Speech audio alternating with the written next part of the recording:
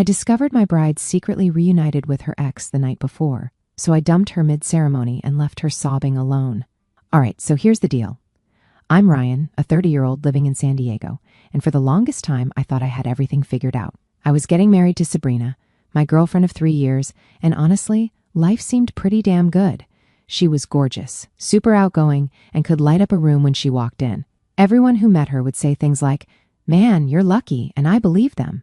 I mean, who wouldn't? On paper, she seemed perfect. We planned this big wedding, like I'm talking all out, beachfront venue, fancy catering, a live band. You name it, we had it. It wasn't cheap, but I thought it was worth it. You only get married once, right? Well, at least that's what I thought at the time.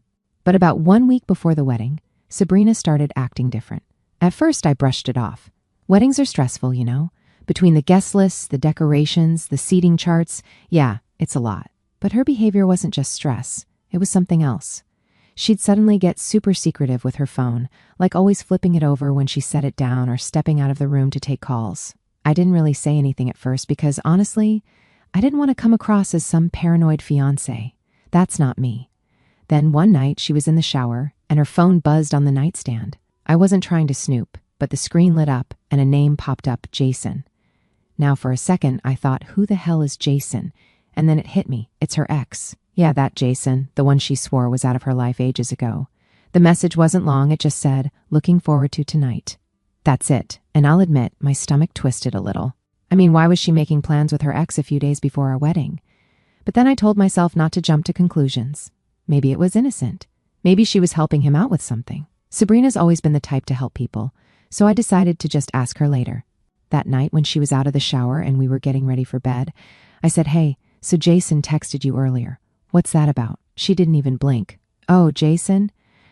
Yeah, he's just going through some stuff. I've been checking in on him." "It's no big deal," she said so casually, like it was the most normal thing in the world. And maybe it was, but something about the way she said it didn't sit right with me. I didn't push, though. I figured I'd let it go for now. But after that, things started adding up. She'd tell me she was going to meet her maid of honor to go over wedding details, but wouldn't give me much info. She'd get super defensive if I asked too many questions, saying I was stressing her out or making things harder than they needed to be. And I'll admit, I started to wonder if I was overthinking things, like, was I being that guy, the one who turns every little thing into a big deal? I didn't want to be that guy. Still, the phone thing kept bothering me. It wasn't just Jason. She'd get a ton of texts, and every time she'd immediately hide her phone or act like she didn't hear it. One time, I even joked, "What, you got a secret admirer or something?" She just laughed it off, but the way she avoided eye contact, yeah, that stuck with me. Then came the night that really kicked things up a notch. Sabrina told me she was meeting her maid of honor, Grace, at a cafe to finalize some wedding stuff. It sounded normal enough, and I didn't think twice about it. I stayed home, watched some TV, and was just about to crash when my best man, Eric, called. "Yo, Ryan, are you busy?" he asked, sounding kind of hesitant. "No, what's up?" I replied, a little confused. He paused for a second. "Look, man, I don't know if I should say anything, but I'm at Shimon Bar right now, and I just saw Sabrina here." "Okay," I said, not really understanding the problem. "She's not with Grace," Eric said slowly. "She's with some guy, and I'm pretty sure it's Jason." That caught my attention. "Jason? Like her ex-Jason?" "Yeah, man, they're sitting in a booth in the corner. It doesn't look like they're talking about centerpieces, if you know what I mean." For a moment, I didn't even know what to say. Sabrina was out with her ex at a bar when she told me she was meeting her friend?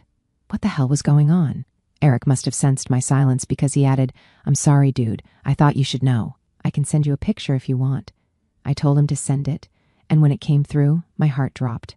There she was, sitting way too close to Jason, her hand on his arm, laughing like they didn't have a care in the world. I thanked Eric and hung up. After Eric's call, I couldn't get the image of that photo out of my head. Sabrina and Jason sitting in that booth. Way too close, way too comfortable. She wasn't just meeting up with an old friend, it looked intimate, and we both knew it. I stayed up half the night trying to figure out what the hell to do. Part of me wanted to storm down to the bar right then, but I knew that wasn't the move. I needed to see this for what it was and not let my emotions take over. The next day, Sabrina acted like nothing had happened. She was cheerful, humming some song while making coffee in the kitchen, like she wasn't out cozying up to her ex the night before. "Morning, babe," she said with that same bright smile that used to make me melt.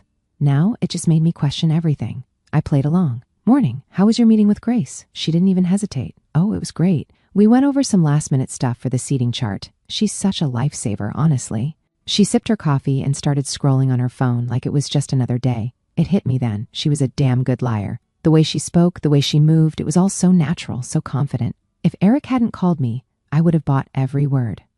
That pissed me off more than anything. I didn't press her right then. I wanted to see how far she'd take the lie. So I asked, "Did you guys stay at the cafe the whole time? Seemed like you were out pretty late."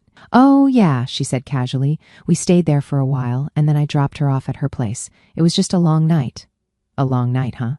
I nodded, biting my tongue to keep from saying something I'd regret. Later that day, I called Eric to get more details. "What else did you see?" "Did they leave together?" I asked, trying to stay calm. "Nah, man, they were still there when I left," Eric said. "But they looked real comfortable, like if you didn't know she was engaged, you'd think they were together." That stung. I thanked him and hung up, but my head was spinning. I couldn't just let this slide. But I also didn't want to jump the gun. That evening, Sabrina told me she was going out again, another wedding errand with Grace. This time, I wasn't letting it go. "Cool," I said, trying to sound nonchalant. "Where are you guys meeting?" "Just at her place," she said quickly, grabbing her purse. Something about the way she answered made me pause. "All right, say hi to her for me." She gave me a quick peck on the cheek and walked out the door. As soon as she was gone, I grabbed my keys and called Eric. "I'm going to Shoreline," I told him. "Dude, are you sure? What if she's not even there this time?" "I have to know," I said. I parked a block away from the bar and walked in, trying to keep my cool. The place was crowded, the usual mix of college kids and locals. It took me a minute to spot her, but there she was, back in the same corner booth with Jason. They looked even more comfortable this time. She was leaning toward him, laughing at something he said, her hand resting on his. My stomach turned. This wasn't just some innocent conversation. I didn't confront her right then and there. They were in their own little bubble, completely oblivious to the world around them. It was like I didn't even exist. At one point, Jason leaned in close, whispering something in her ear that made her laugh and lightly shove his shoulder. I clenched my fists under the counter, trying to keep myself in check. I stayed for about 20 minutes before I couldn't take it anymore. I left without saying anything, drove home, and sat in my car for what felt like hours. I didn't know what the hell I was supposed to do. We were getting married in a few days. How do you even begin to deal with something like this? By the time Sabrina came home, I'd calmed down enough to play it cool. She walked in, all smiles, and said, "Hey, Grace says hi, by the way." I nodded, barely looking up from my phone. "Oh, cool. Did you guys get everything figured out?" "Yep," she said, kicking off her shoes. "Just a few more things to finalize, and we're good to go." I couldn't believe how easily she lied. She didn't miss a beat. That night, I barely slept again. I kept replaying what I'd seen at the bar, trying to make sense of it. How did she dare cheat on me? The next morning, I decided I couldn't keep this to myself anymore. I called Eric and told him everything. "Dude, she's been seeing Jason for weeks," I said, my voice shaking with anger. "Ryan, I'm so sorry, man," Eric said. "What are you going to do?" I took a deep breath, trying to calm myself down. "I don't know yet, but I can't just let this slide. There's no way I'm marrying her now." He was quiet for a moment before he said, "Look, whatever you decide, just know I've got your back. You don't deserve this, man." Hearing that meant a lot, but it didn't make the situation any easier. I knew I had some tough decisions to make, and I knew the fallout from this was going to be messy. But one thing was clear, I wasn't going to let Sabrina or Jason make a fool out of me. I spent the rest of that day driving around aimlessly, trying to process everything. Sabrina wasn't just lying to me. She was living a completely different life behind my back. And the worst part? She had the audacity to keep acting like everything was fine, like we were still the perfect couple everyone thought we were. When I finally got back to the apartment, she wasn't there. Good. The wedding was only 2 days away, and I knew I had to make a decision. Do I go through with it and hope this was just a stupid mistake, or do I call it off and deal with the fallout? The thing is, calling off a wedding isn't just about you and the other person. It's about the guests, the families, the money you've already spent. It felt like an avalanche waiting to happen. But as much as I hated the idea of disappointing everyone, I hated the thought of marrying someone who didn't respect me even more. That night, Sabrina came home late, as usual. I was sitting on the couch staring at the blank TV screen when she walked in. She looked surprised to see me there. "Hey," she said, forcing a smile. "You're up late." "Yeah," I said, not looking at her. "Couldn't sleep." She paused, probably sensing the tension in the room. "Listen, about earlier," she started, but I cut her off. "Save it, Sabrina. I don't want to hear it right now." My voice was calm but firm. I wasn't in the mood for another round of her excuses. She stood there for a moment, then sighed and walked into the bedroom. I stayed on the couch, staring into the darkness, trying to figure out how the person I thought I was going to spend my life with turned out to be such a liar. It wasn't even just about Jason anymore. It was about trust, and once that's gone, what's left? The next morning, Sabrina acted like nothing had happened. She came out of the bedroom, already dressed and ready to tackle another day of wedding errands. She poured herself a cup of coffee and started scrolling on her phone, completely ignoring the elephant in the room. "So, what's the plan for today?" I asked, trying to sound casual. I wanted to see if she'd even bother to tell me the truth. She looked up, startled. Just some last-minute stuff with Grace," she said quickly. "We're going to pick up the centerpieces and make sure the venue is set up the way we want it." I nodded, playing along. "Sounds important. Need any help?" She laughed nervously. No, we've got it covered. You just relax and get ready for the big day." She gave me a quick peck on the cheek before grabbing her bag and heading out the door. The second she was gone, I felt a mix of anger and relief. Anger because she was still lying to my face, and relief because I didn't have to deal with her for a few hours. Eric called me. "Man, what's your plan?" I paused, staring out the window. "I don't know yet, but I'm not going to let her get away with this. She thinks she can just walk all over me and I'll still marry her? She's in for a rude awakening." Eric laughed. "Now that sounds like the Ryan I know. Just let me know if you need backup."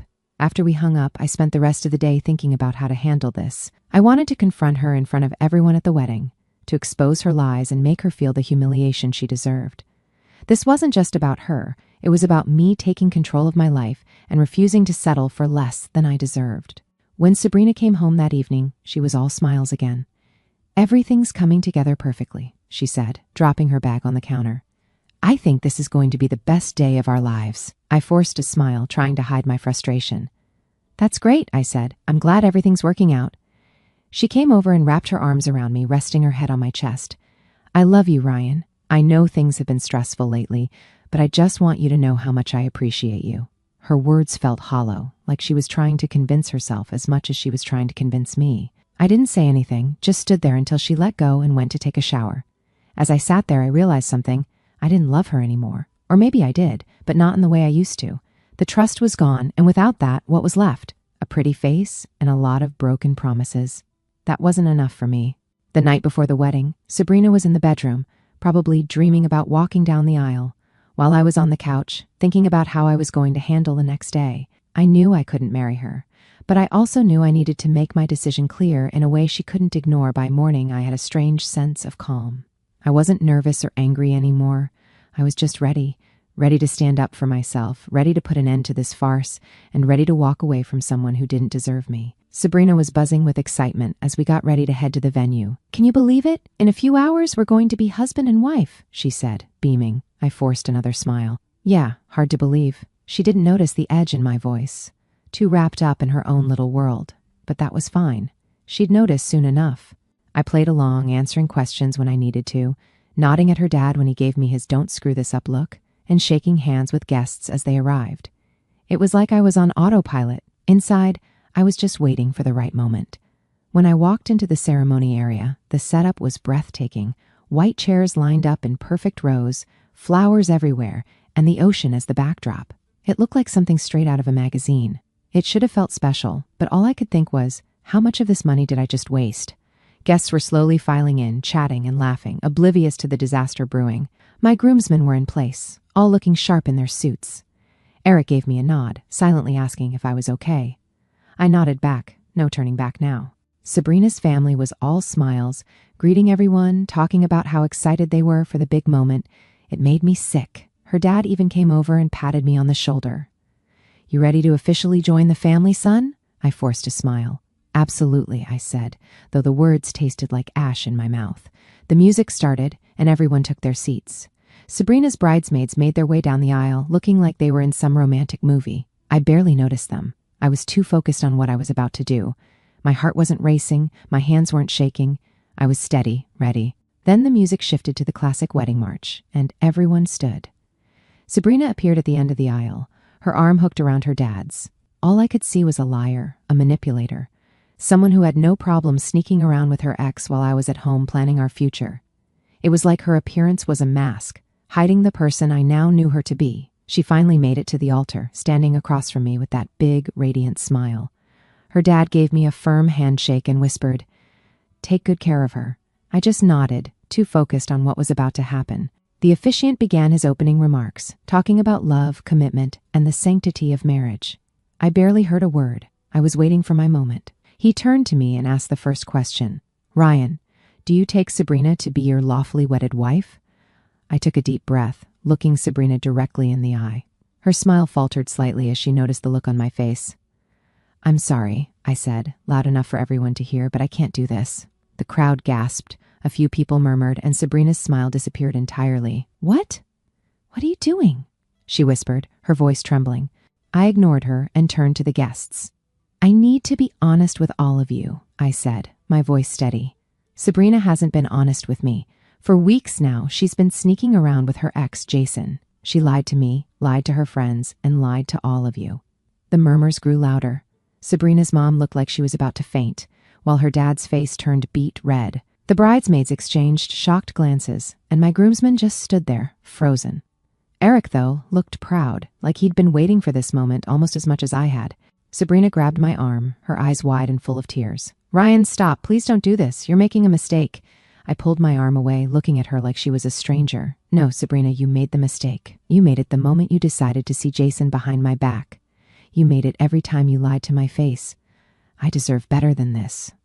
She started crying, full-on sobbing now, but I wasn't moved. The crowd was dead silent, all eyes on us. It was like they couldn't believe what they were seeing.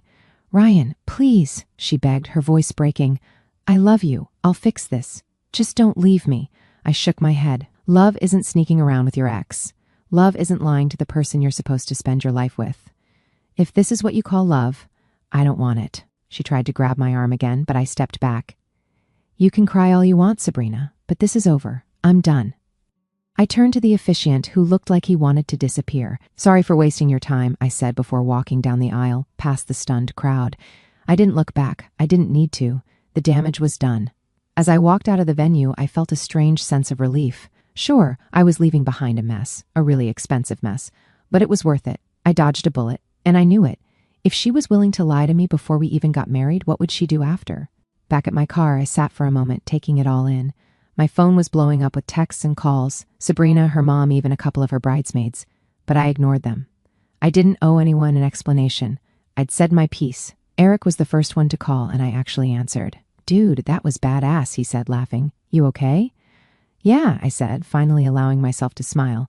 "Better than I've been in weeks. You want me to grab some drinks and come over? I think you've earned it." "Yeah, man, I'll see you in a bit." As I drove away from the venue, I felt lighter, like a weight had been lifted off my shoulders. Sure, I'd just blown up what was supposed to be the happiest day of my life, but it was better than living a lie. Sabrina would have to deal with the consequences of her actions, and I'd get to start fresh, knowing I made the right choice. When I got home, Eric showed up about 20 minutes later, a six-pack in hand. "Man," he said, walking through the door, "that was insane. You really pulled the plug in front of everyone, huh?" I nodded, slumping onto the couch. Had to. She left me no choice. Eric cracked open a can and handed it to me. You should have seen their faces. Her dad looked like he was about to charge the altar, and her bridesmaids? They were whispering to each other the whole time, like it was a reality show. I smirked. Good. Let them talk. She earned it. The voicemails were exactly what I expected. Sabrina's voice was shaky and desperate, alternating between apologies and excuses. "Ryan, please call me back. We can fix this. I know I messed up, but we can work through it." Her mom's message was more aggressive. "Ryan, how dare you humiliate my daughter like that? You couldn't have handled this in private? You owe her an apology." I rolled my eyes and deleted the messages without even finishing them. I didn't owe anyone an apology. If anything, Sabrina owed me one for wasting my time, for lying, for thinking she could get away with it. A few days passed, and the fallout started spreading. Word got around quickly, especially after Eric shared the photo he took of Sabrina and Jason at the bar with a few mutual friends. I didn't ask him to, but I wasn't mad about it either. People deserved to know the truth, especially after Sabrina's mom started spinning the story like I was the bad guy. Apparently, Sabrina's version of events was that I snapped under wedding pressure and left her at the altar because I couldn't handle the stress. That didn't sit well with me, but I didn't have to say much to set the record straight. The photo of her and Jason said it all. Once people saw that, her excuse fell apart. One of her bridesmaids, Lauren, even reached out to me. Ryan, I'm so sorry, she said over the phone. I had no idea she was doing that to you. If I'd known, I would have said something. It's fine, I said, not really wanting to get into it. I'm just glad it's over. But Lauren wasn't done. Honestly, Sabrina's been acting sketchy for weeks. Grace and I noticed she'd disappear a lot during wedding stuff, but she'd always say it was just personal errands. I feel bad now for not questioning it. Don't. It's not your fault, I said, and I meant it. I wasn't going to waste time being mad at anyone but Sabrina. As for Jason, well, his involvement didn't last long. Apparently, after the wedding disaster, Sabrina tried to lean on him for support. Big surprise, he wasn't interested. He'd been all smiles and charm when they were sneaking around behind my back, but the moment things got real, he ghosted her. A mutual friend told me he blocked her on social media and stopped answering her calls. Classy guy. Sabrina tried reaching out to me again, this time through texts. Her messages were full of emotions, apologies, accusations, and desperate pleas. One text would say, "I'm so sorry, Ryan. I know I messed up, but I love you, and I want to make this right." The next would say, "You're being so unfair. Everyone thinks I'm a monster now because of you." I ignored every single one. What was the point? She wasn't sorry for what she did. She was sorry she got caught. Big difference. 1 week after the wedding, she showed up at my apartment unannounced. I wasn't surprised. It felt like something she'd do. I opened the door, and there she was, looking like a mess. Her hair was tied back in a sloppy bun, and her eyes were puffy, like she'd been crying for hours. "Ryan, please," she said, her voice barely above a whisper. "Can we talk?"